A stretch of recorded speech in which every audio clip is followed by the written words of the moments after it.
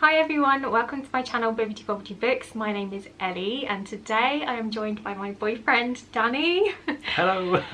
So I thought that it would be really fun to let my boyfriend pick my TBR this month.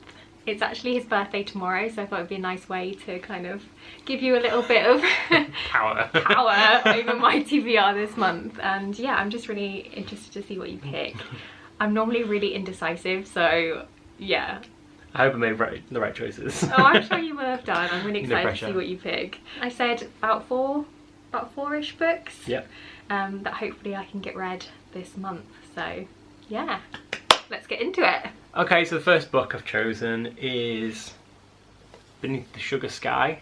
Ah. I don't actually know much about the book, but I know that you've been reading this series and they're quite small, and I know that the last book you read was a little bit of a chore towards the end, and I thought maybe a little short book that's a bit kind of fantastical might just be a bit of a palate cleanse and help lift me out of my reading slump. So that was the theory behind that one. That's really kind of you. Don't know what it's about though. So yeah, no, I really enjoyed this series. So this is the third book in the Wayward Children series by Shannon Maguire, and it's a portal fantasy series, and the premise is that there's this woman called Eleanor West who's made this school for wayward children.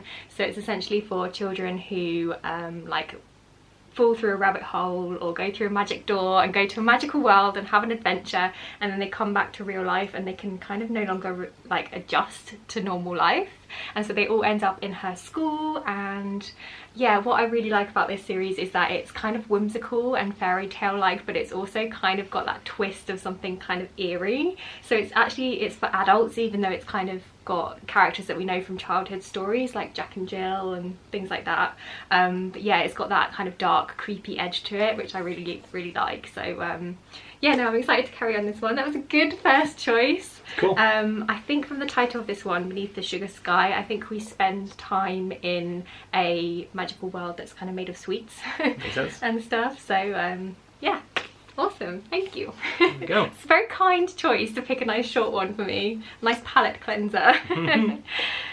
So number 2 is Chilling Effect. Oh my gosh, I forgot I had this one. And this is partly why. So I was with Ellie when she bought this book, and it just looked really fun and a little bit silly and unique, and it's been described as hilarious and heartwarming.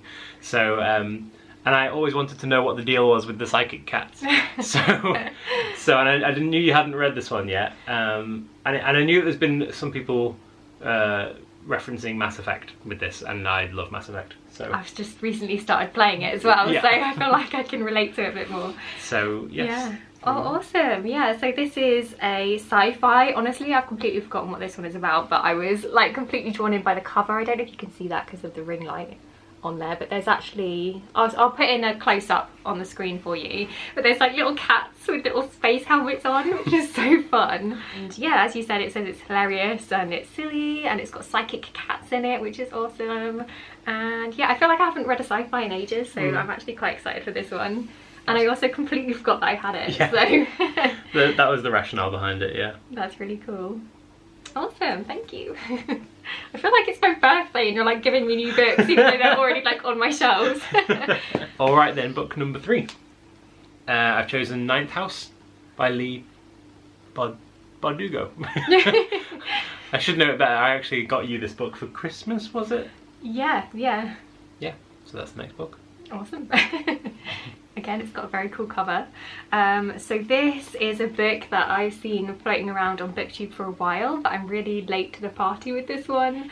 But I think it's like a dark academia type book. So it's set in like a university.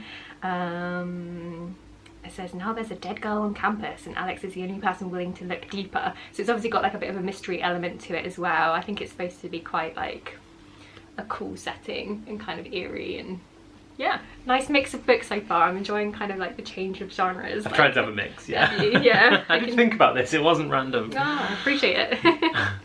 So the next book is not a book as such, it's a short story. So I've got the H.P. Lovecraft sort of collection of short stories here, and I've chosen The Thing on the Doorstep, which is very short. It's only about 20 pages, so I'm not being mean by making it. I was worried a bit when you held out that massive book. Yeah. I was like, oh my gosh. Yeah, no, it's only 20 pages. I picked quite a short one, but just one that Thank I'd you. enjoyed and sort of stuck with me a little bit. It's sort of dark academia-ish, because from memory it involves kind of like professors and things, you know, at universities. But it's a little bit creepy. There's a little bit of a supernatural element, a little bit of kind of almost psychic stuff going on, and there's a kind of a building sense of dread almost, which is just a common theme throughout all of these. Awesome. In terms of events of plot, it's not very plot heavy. It's just kind of like atmosphere and stuff with a bit of a twist kind of thing. So I'm intrigued. Yeah. I mean, I've heard you talking about Lovecraft stories for a while, so I've been wanting to like give it a go for myself, but I've been a little bit intimidated by the like fancy language. Yeah. But if it's only 20 pages, I feel like that might be a good place to start. Yes, that's what I thought. Yeah. Awesome, cool. Alright, next book, which is a book, is this one, Bone Orchard. Ah. Which I remember you talking about when you'd first got it, and I was like, that sounds really cool.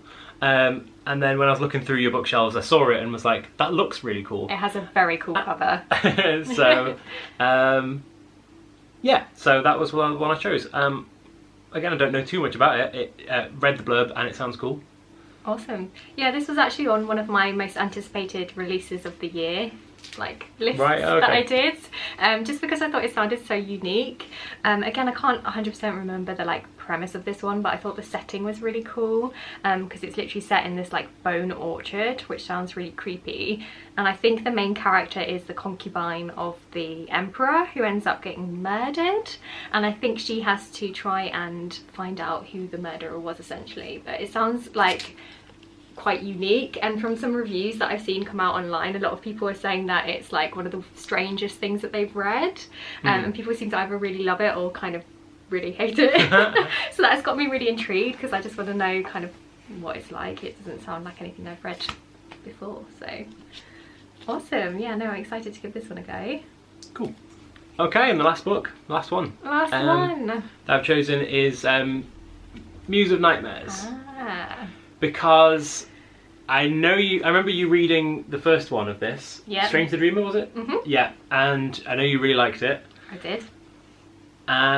But then I know that you hadn't gone straight into reading this, and I can't remember why, but I know you really liked the first one, so I was kind of like, I feel like you need to conclude it, because it is just a duology, isn't it? It is, yeah. Yeah. So Strange the Dreamer was actually the first book that I picked up this year, and is actually probably going to make it onto my like favourite books of 2022, because I really enjoyed it. It was so good, and I immediately went out and bought the sequel, but then of course I just didn't pick it up because I got distracted by new shiny books, and so yeah, no, it's good to kind of force me to finish this duology. I think I've been putting off a little bit because I like the first book so much. Yeah. I'm just a bit worried about where it's gonna go, especially considering how the first book ended.